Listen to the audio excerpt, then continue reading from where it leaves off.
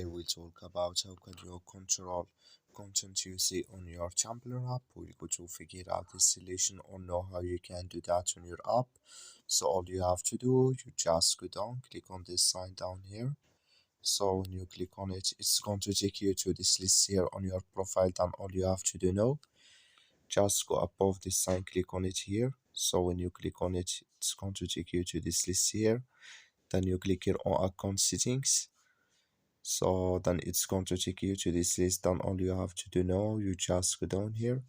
So you keep going down and you click here on content you see. It's going to show for you here. You click on it. So then you come to this list and here can you filter tags and here filter post content and here can you choose measure here and here drug and alcohol detection here and here violence and here sexual themes. Then here can you choose. That's all you have to do. Thank you for watching. Don't forget to support us by liking, subscribe.